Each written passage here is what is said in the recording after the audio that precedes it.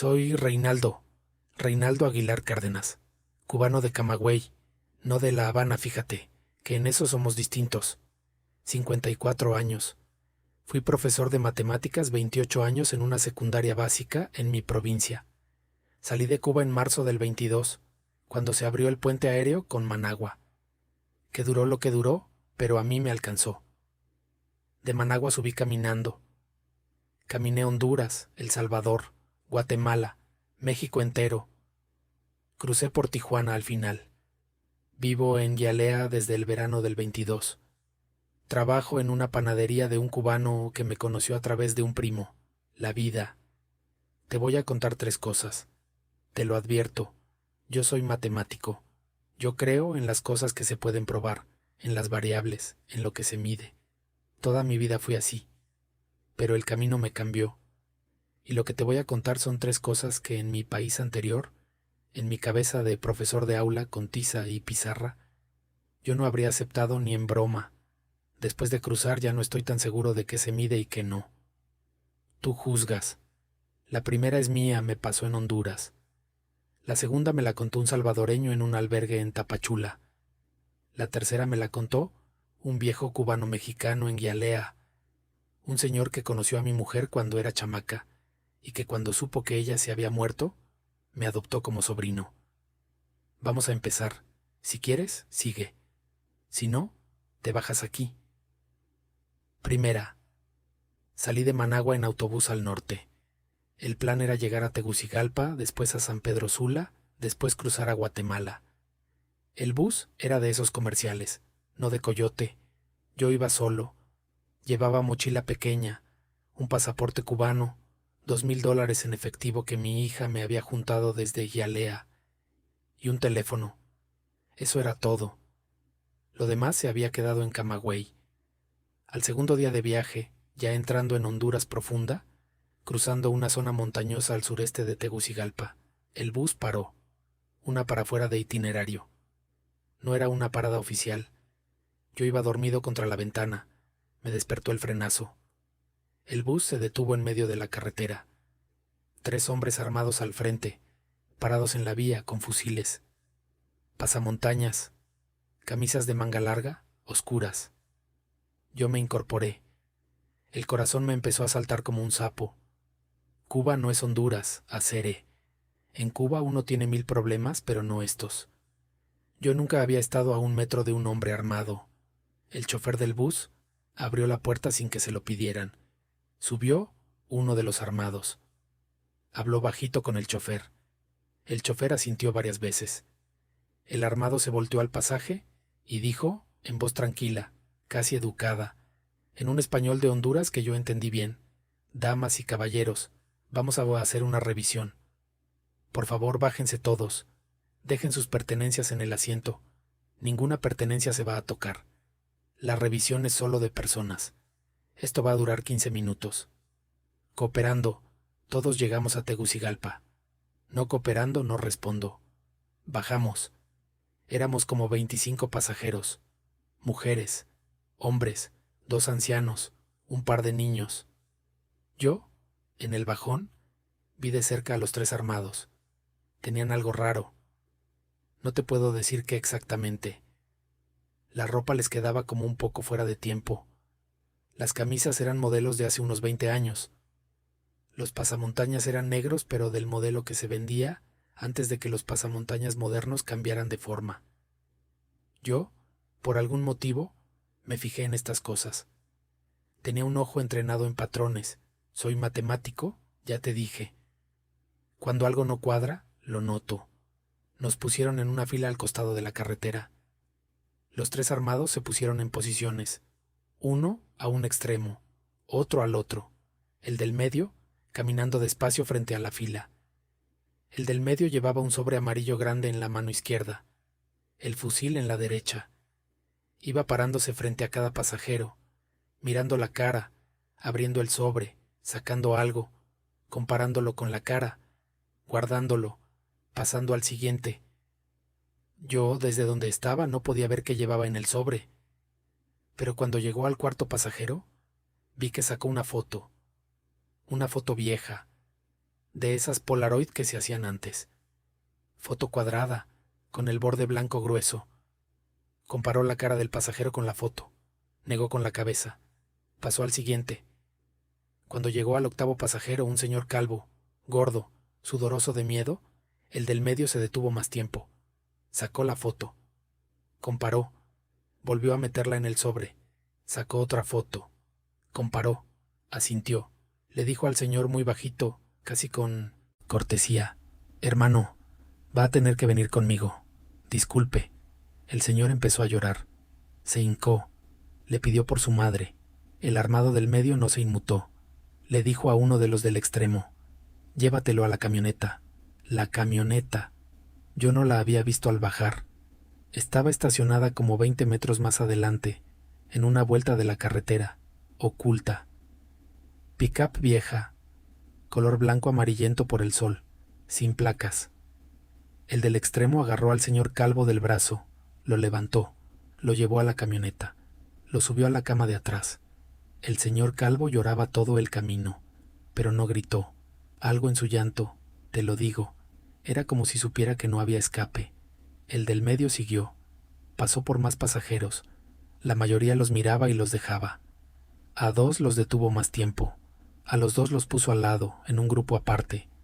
Uno era un muchacho como de 30 años, fuerte, con cara de obrero. El otro era un señor de unos 60, bien vestido, con maletín ejecutivo. Yo estaba el número 14 de la fila, conté. Cuando se acercó a mí, me cagué. Te lo digo, me cagué del miedo. No literal, pero casi. Sentí que las piernas se me ponían de hule. El del medio se paró frente a mí. Sacó el sobre, sacó la foto, la comparó con mi cara, la metió, sacó otra, comparó, otra, comparó. En total sacó como 8 fotos. Yo, durante ese minuto que él comparó fotos, miraba al suelo. Después le miraba la cara debajo del pasamontañas. No le vi los ojos. El pasamontañas tenía los huecos de ojos, pero adentro no había nada. Adentro había oscuridad, no ojos. Esto lo pensé después. En el momento no procesé. En el momento solo aguanté. El del medio metió las fotos, sacudió la cabeza. Me dijo en voz muy baja, casi para sí mismo: «Este no», y pasó al siguiente. Cuando terminó con todos, el del medio le hizo señas al chofer. Nos hizo subir a los que no había escogido, los 3 seleccionados. El calvo, el muchacho obrero, el del maletín, se quedaron afuera, custodiados por uno de los del extremo. El armado del medio, antes de que arrancara el bus, le dijo al chofer, en voz que yo alcancé a oír desde mi ventana: «Gracias, hermano. Hasta el próximo pase». El chofer asintió. Arrancó. El bus se fue. Yo, en mi asiento, temblé como una hora. No físicamente, internamente, como si todo el sistema nervioso estuviera reajustándose después del susto. Miré por la ventana hacia atrás varias veces para ver si nos seguían. No vi nada. La carretera detrás se vaciaba normal. Como a las 2 horas de viaje, ya cerca de Tegucigalpa, le pregunté al señor del asiento de al lado, un hondureño que iba calladito y que no había sido seleccionado tampoco: «Oye, hermano, ¿qué fue lo que pasó? ¿Quiénes eran esos?». El hondureño me miró largo. Después me dijo: «Paisano, ¿usted es nuevo en esta ruta?». Le dije que sí, que era cubano, que iba subiendo. El hondureño suspiró. Me dijo: «Paisano, lo que pasó ahí no fue un asalto. Eso fue otra cosa. Yo viajo este tramo 4 veces al año, y me ha pasado 2 veces. Le voy a contar lo que sé». Y me contó. Me dijo: «Paisano, en 1987, en esta carretera, hubo un asalto a un bus parecido a este. Subieron unos paramilitares. Era la época de la guerra de El Salvador, y las cosas se desbordaban a Honduras. Esos paramilitares estaban buscando a varios señores específicos, gente de un sindicato, gente de los partidos. Llevaban fotos, iban comparando. A los que reconocían los bajaban, los subían a una camioneta y se los llevaban. A los demás los dejaban irse. De los que se llevaron esa vez no apareció nadie. 17 personas. 0 cuerpos. 0 noticias. Eso, hermano, eso fue real. Pasó. Documentado. La iglesia hondureña lo registró. Las familias todavía buscan. Le pregunté. Pero lo de ahorita, lo del bus, fue eso mismo. ¿Otra vez? El hondureño me dijo, paisano, escúcheme bien, lo de 1987 pasó una vez. Lo que usted vio hoy es lo que sigue pasando. Los que se aparecen en esta carretera no son los paramilitares originales. Esos están viejos o muertos. Lo que se aparece en esta carretera, paisano, es la sombra de aquel hecho. Llámelo como quiera. Yo le digo, son fantasmas. Son ellos, pero ya no son ellos. Bajan, hacen lo mismo, buscan caras y se llevan a alguien. No se llevan al azar. Llevan a alguien que tiene algo que ver con la historia original. La conexión no la sabe uno, pero algo, un familiar, un descendiente, alguien que en otra época hubiera tenido sangre con los del sindicato o con los paramilitares mismos. La fantasma se cobra deudas viejas que ya nadie acuerda, como si la masacre original todavía no estuviera completa, como si faltaran nombres en la lista que ellos llevan, y los están completando con la gente que pasa por aquí 40 años después. Yo le pregunté, ¿y por qué el chofer no avisa? ¿Por qué el bus sigue pasando por aquí? El hondureño me dijo, porque si el bus desvía la ruta, no llega. La carretera no tiene otra, es esta o nada, y porque el chofer es parte del trato. Cada vez que pasa por aquí, lo paran, le permiten seguir si coopera. Si no coopera, lo dejan al él en la camioneta. Lo aprendió pronto en la profesión. Lo aprenden todos los choferes de esta línea. Cooperan y siguen. Es lo que hay. Yo le pregunté, ¿y los 3 que se llevaron hoy? El hondureño me dijo, no se sabe. Algunos cuerpos aparecen en barrancas de la zona, después de meses. Otros nunca aparecen. Las familias creen que fue un cártel. Casi nunca relacionan el asalto del bus con la masacre del 87. La historia ya casi se olvidó. Solo los choferes y unos cuantos viejos como yo nos acordamos. Por eso le cuento, para que un cubano que va de paso al norte sepa. Le pregunté una cosa más. Le pregunté, ¿usted por qué nunca lo seleccionan a usted? El hondureño me miró. Me dijo, paisano, porque yo no estoy en la foto. Mi familia es de Olancho. La masacre del 87 fue gente del sur. Mi sangre no tiene nada que ver. Por eso paso. Pero, paisano, hay un detalle. Yo conozco a una mujer en Tegucigalpa que es archivista. Ella ha visto las fotos originales de la masacre, las que sacaron en las morgues, las que se publicaron en periódicos de la época. Las fotos que cargan los del bus son fotos de esas. La fantasma trae las Polaroids reales que se sacaron en el 87. Las trae ya gastadas, viejas. Las usa. Es una de las pocas pruebas físicas de que la historia es real. Si algún día agarras a uno de esos en el bus y le quitas el sobre, vas a tener una colección de Polaroids forenses del 87. Pero nadie ha logrado quitárselo, y nadie va a poder. Llegué a Tegucigalpa esa noche. No dormí. En el Hotel Cuchitril donde me quedé, repasé lo que había vivido. Yo soy matemático, ya te dije. Soy un hombre de variables, de causa y efecto, de relación funcional. Lo que el hondureño me contó no se explica por una función conocida, pero la masacre del 87 sí se puede buscar. Y la busqué. En el hotel había wifi lento, pero alcancé. Encontré un artículo de un periódico hondureño del año 2003. La masacre del bus en la carretera del sureste, 87, 17 desaparecidos. Una lista de nombres, una lista de afiliaciones sindicales, una lista de barrios, y la información que el hondureño del bus me había dicho. Nunca se recuperaron los cuerpos. 0. La justicia hondureña archivó el caso. Las familias siguen. Yo me quedé mirando la lista. Acere, te digo, los apellidos eran apellidos comunes. Pero el calvo gordo que se llevaron del bus tenía el apellido número 7 de la lista. No me preguntes cómo lo sé. Lo sé porque en el momento del asalto, mientras él lloraba hincado, alcancé a ver su carnet en el suelo, que se le había caído del bolsillo. Yo soy curioso. Lo miré sin querer, y el apellido era el mismo número 7 de la lista del 87. Variabilidad 0. La probabilidad de coincidencia, calculada con apellidos hondureños comunes, era baja pero no nula. Sin embargo, la cara también coincidía. El señor Calvo era como 50 años.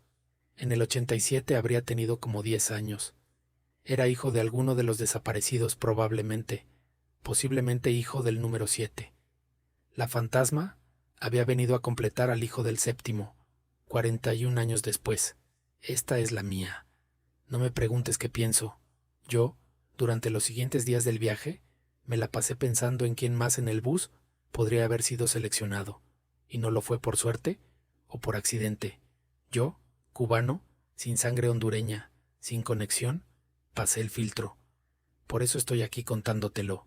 Pero hay un detalle más que solo te lo voy a decir a ti, porque no se lo he dicho a nadie. Cuando el del medio se paró frente a mí y sacó las 8 Polaroids para compararlas con mi cara. En la cuarta o quinta foto, alcancé a verla por una fracción de segundo, de reojo, antes de que la metiera al sobre. La foto era vieja, sí, gastada, sí, Polaroid, sí, pero la cara de la foto era una cara que yo conocí. Era la cara de un compañero de la universidad en Camagüey. Un compañero que se había ido de Cuba, en 1994, en una balsa por el estrecho. Que nunca llegó. Que se ahogó, según supieron las familias. ¿Qué hacía la foto de él, balsero cubano ahogado en 1994, en el sobre de una fantasma hondureña que estaba buscando completar una masacre de 1987? No tengo ni idea. No te puedo explicar eso. Lo que sí te puedo decir es que la fantasma me pasó por al lado. La fantasma me miró. La fantasma tenía una foto de un cubano muerto en el estrecho. Y la fantasma no me llevó. Yo creo, Acere, que la fantasma sí tenía algo conmigo en mente, pero no me reconoció, porque la foto era de mi amigo, no mía.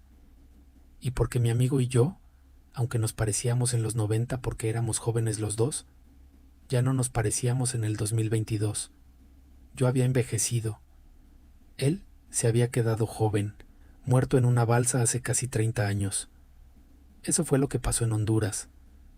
No me preguntes por el sentido. Yo, profesor de matemáticas, no tengo respuesta. La carretera del sureste hondureño sigue funcionando así. Si algún día tienes que pasar por ahí en bus, tú decides si te subes. Segunda, a Heriberto lo conocí en Tapachula, en un albergue de Cáritas. Era salvadoreño, 42 años, pelo entrecano, cara cuadrada. Hablaba poco al principio. Después de la tercera cerveza en una cantina cerca del albergue hablaba más. La cuarta noche que coincidimos, ya con confianza, Heriberto me dijo: «Cubano, te voy a contar una vaina mía, pero tienes que prometerme 2 cosas. Una, que no la cuentas con mi nombre real. 2, que no la cuentas hasta que estés del otro lado». Yo le prometí las 2. Ahora estoy del otro lado y le digo, Heriberto, que no es su nombre, así que cumplo. Heriberto me contó esto. Él había salido de El Salvador en el 2018. Iba a cruzar a Estados Unidos. Había hecho el camino hasta Guatemala normal. En Guatemala, en un pueblo cerca de Huehuetenango, paró en una pensión para descansar 3 días. La pensión la regenteaba una mujer mayor que le tomó cariño porque le recordaba a un sobrino. La mujer mayor, una noche, en confianza, le dijo a Heriberto: «Muchacho, ¿quieres que te lleve a un sitio? Tienes cara de necesitarlo». Heriberto le preguntó qué sitio. La mujer le dijo: «Un barranco que llaman El Cuento. Te lleva uno, te sientas al borde, hablas tu vida en voz alta, y el barranco te contesta. Te dice una cosa de ti que tú no sabías. Una sola cosa, pero importante, la que sea. Una cosa de tu pasado, de tu familia, de tu mente. Es una cosa que tú necesitas saber. El barranco la sabe». Heriberto le preguntó: «¿Y a cambio?», porque sabía, ya tenía recorrido suficiente para saber que todo lo del camino se cobra. La mujer le dijo: «A cambio te quedas sin retorno», lo que significa que después de hablar con el barranco, tu cuerpo no puede volver a El Salvador, ni a tu pueblo, ni a tu país. Cada vez que intentes acercarte te enfermas tan fuerte que te detienes. Fiebres, vómitos, todo. La gente que ha hablado con el barranco lo ha probado. Algunos por necio, otros por accidente. Todos vuelven con la enfermedad. Después de un par de intentos uno aprende. El barranco se queda con tu camino de regreso. A cambio, te da una verdad. Heriberto se quedó pensando. Le preguntó a la señora, ¿usted ha ido? La señora le dijo que sí, que de joven, que el barranco le había dicho una cosa de su padre que ella necesitaba saber, que no se arrepentía, que no había vuelto a Honduras, su país de origen, pero que de todas formas no quería volver. Le dijo a Heriberto, tú decides, muchacho, yo no te empujo, yo solo te ofrezco. Si quieres ir, te llevo. Si no quieres, también está bien, eres libre. Heriberto, en su cabeza, pensó. Él iba a Estados Unidos. Pensaba quedarse muchos años. La idea de no poder volver a El Salvador la consideró. Su madre vivía, pero su madre tenía 7 hijos, no le faltaba quien la viera. Su padre estaba muerto. Hermanos tenía, pero distanciados. Su única razón seria de volver era la nostalgia. Y la nostalgia, dijo Heriberto, a sus 42 años, ya empezaba a tenerle medida. La nostalgia no se come, y por otro lado, había algo. Heriberto tenía un asunto sin resolver, un asunto de la infancia, algo raro, algo de lo que casi nadie le había hablado, pero que él recordaba en pedazos. Un episodio cuando él tenía 7 años. Su hermana mayor, que tenía 12, pasó 3 meses en cama, encerrada en su cuarto. La familia dijo que tenía algo nervioso. Heriberto, niño, le llevaba comida. La hermana no le hablaba. 3 meses. Después de los 3 meses la hermana volvió, pero ya no era la misma. Se casó joven, a los 16. Se fue del pueblo. Heriberto la vio poco las décadas siguientes. La hermana vivía en San Miguel, lejos de él. Cuando se veían en familia, era cortés pero distante. Heriberto siempre sospechó que en aquellos 3 meses había pasado algo, pero no sabía qué, ni a quién preguntar. Su madre lo había callado siempre. Su padre nunca tocó el tema. Heriberto le dijo a la señora, «Voy, llévame». La señora lo llevó al día siguiente, a media tarde. Caminaron 1 hora por una vereda que subía un cerro. Al final de la vereda, en la cima del cerro, había un barranco profundo, vertical, como 100 metros de caída. La señora le dijo, «Te sientas aquí, al borde, te tomas tu tiempo, hablas en voz alta, cuentas la verdad de tu vida, lo que sientas que tienes que contar. Cuando termines, el barranco te contesta. La respuesta te llega como una idea en la cabeza, no como voz, como idea. Te aviso porque la gente espera voz y se confunde, es idea. Cuando termines, te vienes para abajo, te espero en una piedra a media bajada». La señora se fue. Heriberto se quedó solo en el borde del barranco. Se sentó, empezó a hablar. Heriberto, me dijo, habló como 1 hora. Habló de su vida. Habló de su padre, de su madre, de sus hermanas. Habló de su trabajo en la fábrica de El Salvador. Habló de su mujer que lo había dejado. Habló de su hijo que ya tenía 18 y vivía con la madre. Habló de las pandillas que le habían cobrado cuota durante años. Habló de la noche que decidió irse del país. Habló de todo. Habló como si fuera confesión. Cuando terminó, esperó, y le llegó la idea. La idea, me dijo, fue una imagen de su hermana mayor, a los 12 años, encerrada en su cuarto, y al lado de la cama, sentado, había un tío Vinicio, el hermano de su padre, un tío que Heriberto adoraba, que lo llevaba al estadio, que le compraba chucherías. La imagen mostraba al tío Vinicio sentado en la cama de la hermana de 12 años y lo que estaba haciendo. La imagen era clara, no le ahorró el detalle. La cara de la hermana en la imagen era una cara que Heriberto reconoció. Era la cara que la hermana ponía en las reuniones familiares cuando el tío Vinicio entraba. Heriberto, me dijo, vomitó. Vomitó al borde del barranco. Después lloró. Lloró sentado en el suelo, abrazado a sí mismo, como 1 hora. Cuando se le pasó, bajó. La señora estaba en la piedra a media bajada, como dijo. Le preguntó, ¿Te enteraste de lo que tenías que enterarte? Heriberto le dijo que sí. La señora asintió. Le dijo: ahora ya sabes. Lo que hagas con la información es tuyo. Sigue tu viaje y no vuelvas a El Salvador. No insistas. La enfermedad llega y es real. Heriberto me dijo. No le creyó del todo a la señora sobre la enfermedad, pero le creyó la imagen. La imagen no había venido de su cabeza. La imagen tenía detalles que él no podía haber inventado, detalles que después confirmó eran reales.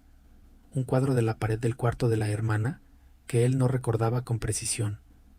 Una colcha de color que él había olvidado. La imagen era una imagen verdadera. Heriberto siguió a México, después a Estados Unidos. Cruzó. Vive ahora en Maryland. Tiene una vida modesta pero estable. Pero el resto de la historia es esto. Heriberto, después de un año en Estados Unidos, decidió contactar a su hermana mayor.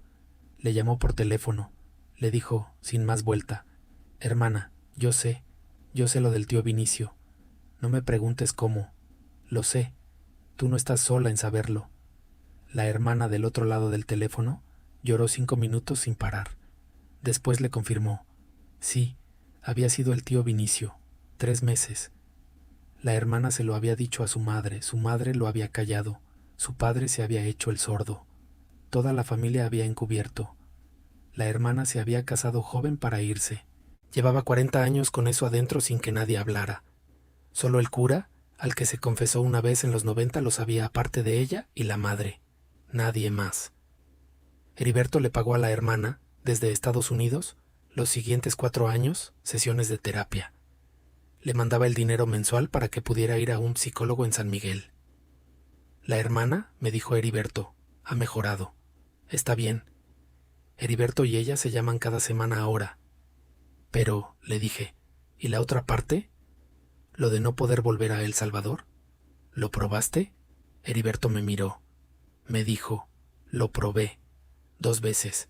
La primera fue en el 2020. Mi madre se había puesto grave. Yo intenté regresar. Llegué al aeropuerto de San Salvador. Antes de bajarme del avión empecé a sudar frío. Me dieron náuseas. Bajé al sanitario, vomité 3 veces antes de salir del avión. Salí del avión tambaleándome. En la fila de migración me dieron escalofríos. Me caí. Me llevaron a la enfermería del aeropuerto. Me dijeron que tenía fiebre de 40. Pidieron una ambulancia. Yo, en la ambulancia, le dije al paramédico que me llevara de regreso al avión, que no quería pasar migración, que estaba haciendo turismo y que prefería volver. El paramédico me miró raro, pero me hizo el favor. Me devolvió al avión, que aún no había salido a su siguiente ruta. Volví a Houston. En cuanto el avión despegó de San Salvador, en pleno vuelo, la fiebre se me quitó. Lo medí con un termómetro que tenía la sobrecargo. Yo le había pedido. Pasé de 40 a 37 en 15 minutos, en pleno vuelo. Para cuando aterrizamos en Houston, ya no tenía fiebre. Estaba bien. Heriberto siguió. La segunda vez la probé un año después, por necio. Por probar de nuevo. Tomé un avión a Guatemala. Después tomé un bus a la frontera con El Salvador. Empezó a darme malestar en el bus. Antes de llegar al puesto fronterizo, ya iba con fiebre alta. Me bajé del bus en un pueblito antes de la frontera. Me quedé ahí 2 días, recuperándome. La fiebre no se me quitaba mientras estuviera a menos de unos 5 kilómetros del territorio salvadoreño. Cuando me devolví al norte de Guatemala, se me quitó. Por probar, regresé al pueblito fronterizo. Volvió la fiebre. Cubano. Eso es físico, no es psicológico. Yo soy un hombre serio. Yo lo medí.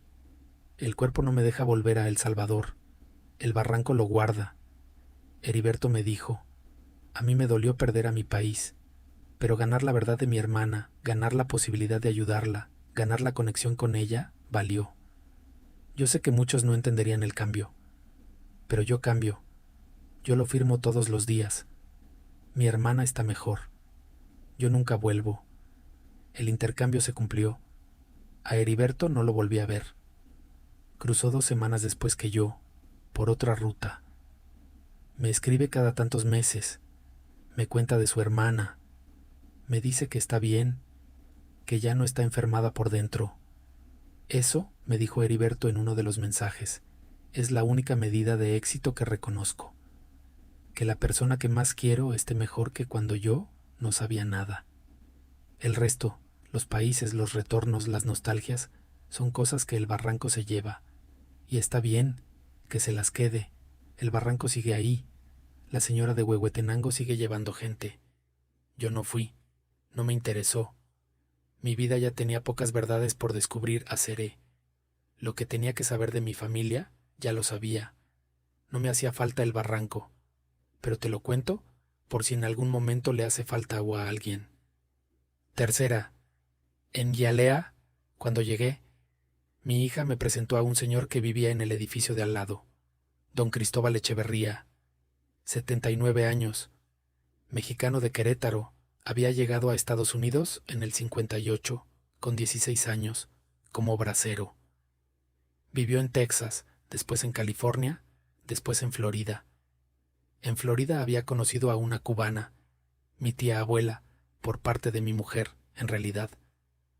Una vaina familiar enredada que no viene al caso. Don Cristóbal había sido amigo de la familia de mi mujer por décadas. Cuando supo que yo había llegado de Cuba y que mi mujer había muerto 4 años antes en Camagüey, me adoptó. No literalmente, pero me invitaba a almorzar 2 veces a la semana. Me llevaba a hacer trámites, me presentó gente. Era un viejo bueno, no había otra palabra. Una tarde, sentados en el patio del edificio, tomando café cubano, don Cristóbal me dijo: «Oye, cubano, ¿tú alguna vez has perdido algo importante?» Le dije que sí, claro, muchas cosas. Don Cristóbal me dijo: «¿Quieres que te ayude a encontrarlo?» Le dije que no entendía. Don Cristóbal me dijo: «Yo tengo un don, oye, yo encuentro cosas, cualquier cosa. Llevo 60 años encontrando cosas. Si pierdes algo, yo te lo encuentro. Es gratis. Es un don, no un negocio». Le pregunté: «¿Cómo funciona?» Don Cristóbal me dijo: «Tú me dices qué perdiste y dónde lo perdiste por última vez. Yo me concentro, como 2 minutos, y veo dónde está. Te digo cómo llegar a él. Si me equivoco, no te cobro, pero casi nunca me equivoco. Mira, oye, la señora del 4B, hace un mes, perdió un anillo de boda. Lo había perdido hacía 5 años. Ella lo lloraba. Me lo dijo en el pasillo. Yo le pregunté dónde lo había usado por última vez. Me dijo: «En una piscina, en Tampa, en el 2018. Yo me concentré. Vi una grieta en el azulejo de la piscina. Le dije: «El anillo está dentro de una grieta del azulejo, no cayó al desagüe». Ella tomó un avión a Tampa. Habló con los dueños de la casa de la fiesta. Buscó la piscina. Encontró el anillo en la grieta, 5 años después. Así de simple. Yo, profesor de matemáticas, me reí. Pensé que era cosa de viejo, broma de viejo. Le seguí la conversación, le dije: «Don Cristóbal, ¿y cómo aprendió usted ese don?» Don Cristóbal se quedó callado.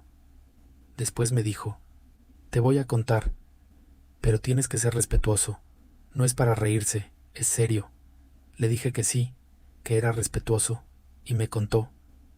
Don Cristóbal, en 1958, salió de Querétaro a los 16 años como bracero. Llegó a un punto de procesamiento en Texas, cerca de El Paso, donde la administración estadounidense procesaba a los braceros que entraban. En ese punto de procesamiento, parte del proceso era una desinfección. Los braceros entraban a una cámara y los rociaban con un polvo. El polvo era de DDT, que en ese entonces se usaba como insecticida, y a la gente la rociaban sin ningún cuidado. Esto está documentado, oye, no es invento. Hay fotos. Hay periodismo de los años 70 que lo destapó. A los mexicanos los trataban como animales. Los rociaban con químicos. Don Cristóbal y los demás braceros entraron a la cámara, los rociaron, salieron tosiendo, con los ojos llorando. Después los registraron, les dieron papeles, los pusieron en camiones, los mandaron a los campos de algodón de Texas Occidental. Don Cristóbal trabajó 3 temporadas seguidas allá. Pero pasó algo. Don Cristóbal me dijo: Después de la cámara empecé a ver cosas. Al principio creí que era el químico. Pensé que estaba intoxicado. Tenía los ojos irritados, la garganta áspera, pero las cosas que veía no se quitaban con los días. Veía a un hombre indígena, de los antiguos, vestido con ropa de 1800, ropa de campo del norte mexicano de la época, manta y sombrero ancho. Estaba siempre al borde de los campos, al final de las filas de algodón, en las puertas de los cobertizos donde dormíamos. Nunca cerca, siempre al borde, mirándome. Don Cristóbal me dijo: yo era un muchacho, oye, tenía 16 años. Pensé que me estaba volviendo loco. Le pregunté a un compañero, un señor mayor de Zacatecas, si veía algo. El señor mayor se rió. Me dijo: chamaco, yo no veo nada, pero te voy a decir una cosa. Tú no eres el primero que llega aquí y empieza a ver al hombre. Yo llevo 4 temporadas. He visto pasar a muchos. De cada 10 braceros, 2 o 3 ven al hombre. Los demás no. No se sabe por qué. Yo no lo veo, pero he conocido a muchos que sí. Don Cristóbal le preguntó al señor mayor quién era el hombre. El señor mayor le dijo: dice la gente vieja que es el dueño de la tierra.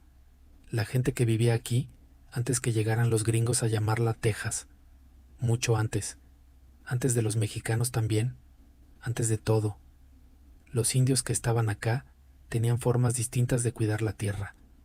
Cuando los corrieron y mataron, sus muertos no se fueron. Se quedaron en el suelo. Y cuando los gringos rocían el suelo con químicos para matar bichos, esos químicos afectan a los que están en la tierra. Los espantan, los hacen aparecer. La gente que ve al hombre es la gente que se ha llenado de químico, que tiene la perceptiva alterada. Tú lo ves porque te bañaron en DDT en la cámara, chamaco. A los otros también los bañaron, pero ellos tienen el filtro de la mente más cerrado. Tú lo tienes abierto. Es lo que toca. Don Cristóbal me dijo. Yo, asustado, le pregunté qué hacer. El señor mayor me dijo: chamaco, no lo molestes, no le hables, no te le acerques, mantén distancia. Si se te acerca, no corras, eso es peor. Si se te acerca, párate, mírale los pies, no los ojos, y dile: Don, le pido permiso para trabajar en su tierra. No le pido nada más, le agradezco. Eso es lo que mi abuelo me enseñó. Funcionó con él. Funcionó con 2 primos míos. Funciona. Don Cristóbal me dijo. 2 meses después, en una madrugada cuando yo iba al baño afuera del cobertizo, el hombre se me acercó. Caminó directo hacia mí desde el final de la fila de algodón. Yo me paré. Le miré los pies. Estaban descalzos. Estaban llenos de polvo. Le dije, en voz baja, en español: Don, le pido permiso para trabajar en su tierra. No le pido nada más.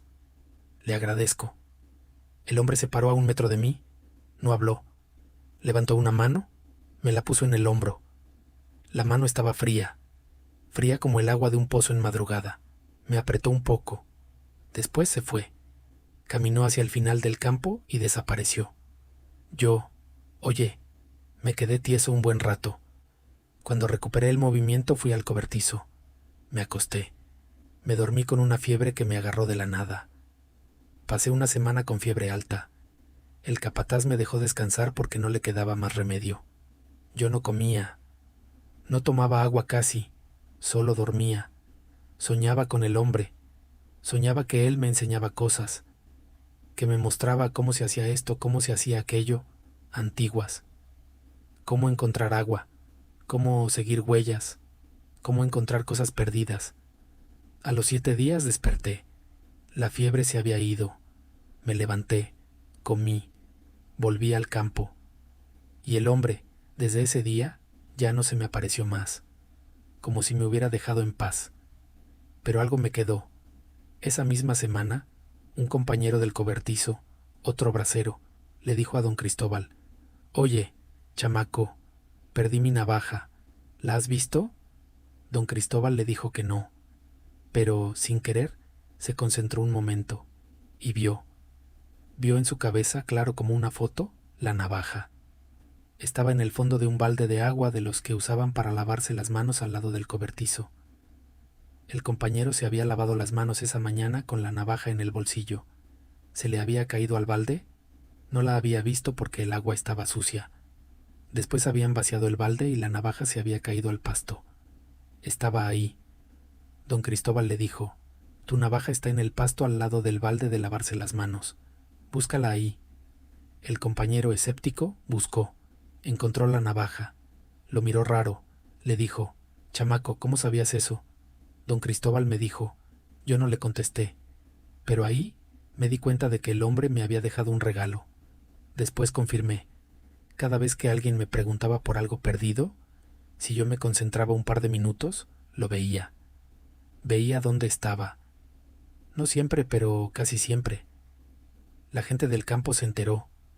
Empezaron a buscarme para encontrar herramientas, anillos, dinero perdido, gallinas escapadas. Yo no cobraba. Era un don, no un trabajo. Y un don no se cobra. Don Cristóbal pasó 60 años haciéndolo. Me contó decenas de casos. La cubana que perdió un retrato de su madre en La Habana antes de salir. Don Cristóbal le dijo dónde estaba. En un cajón secreto del armario de su tía, que la familia no sabía que existía. La cubana, años después, fue a Cuba a confirmar.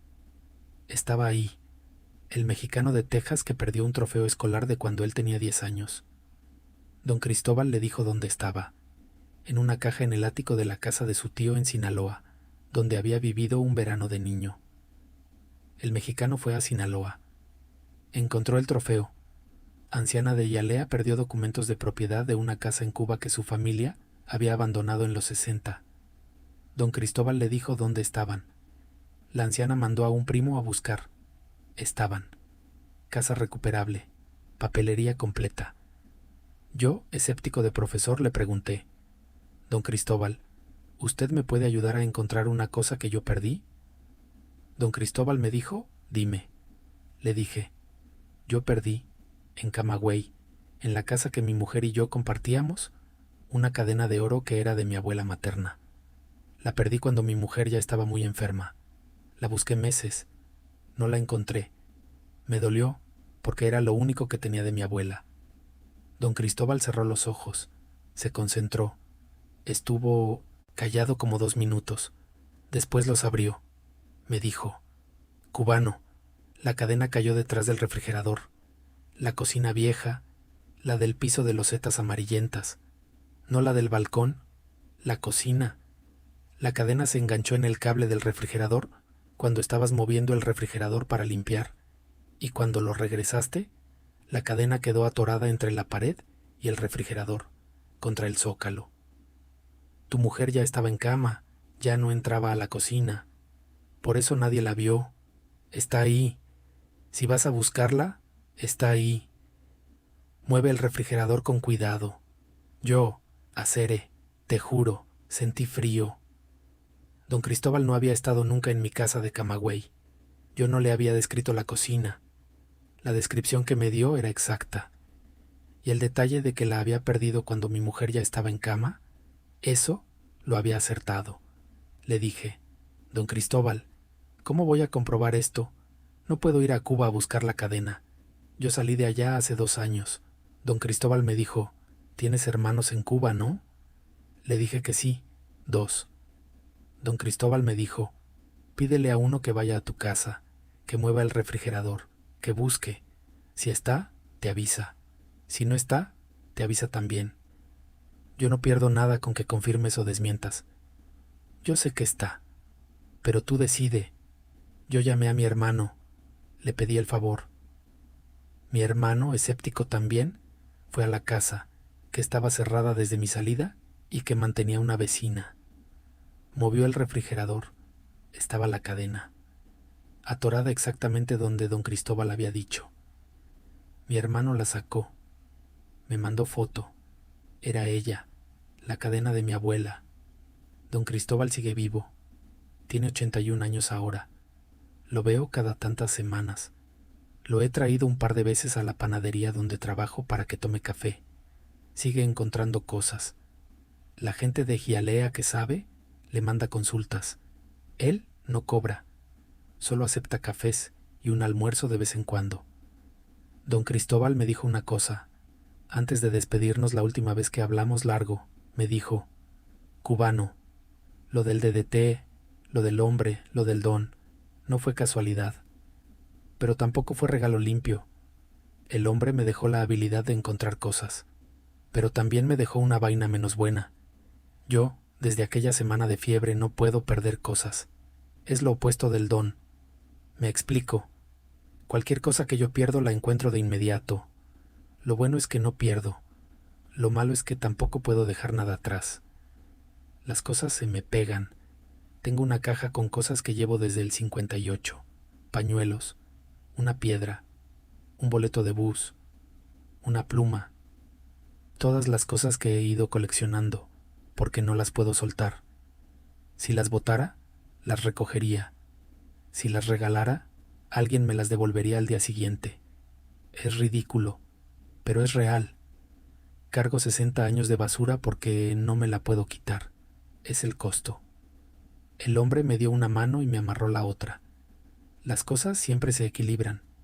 Don Cristóbal me enseñó la caja una vez. Es del tamaño de una maleta pequeña. Está llena de pequeños objetos, todos viejos, todos sin sentido aparente. Me dijo: Cubano, cuando me muera, vas a tener que enterrar esta caja conmigo. No la tires, no la regales, entiérrala. Es la única manera de que las cosas no busquen a otro. Si no las entierras conmigo, alguien las hereda. Y no quiero eso para ti. Le dije que sí, le prometí. Cuando se muera don Cristóbal, voy a enterrar la caja con él. Estas son las 3. La de la fantasma de la masacre del 87 en la carretera de Honduras. La del barranco del Cuento en Huehuetenango. La de don Cristóbal y el hombre del campo de algodón en Texas. Son 3 cosas que yo, profesor de matemáticas durante 28 años, no habría aceptado antes. Ahora las cuento. No sé qué quieres hacer con ellas. Pásalas si quieres. Si no, me da igual. Yo ya las solté. Soy Reinaldo Aguilar Cárdenas, cubano de Camagüey, y eso es lo que me pasó y lo que me contaron.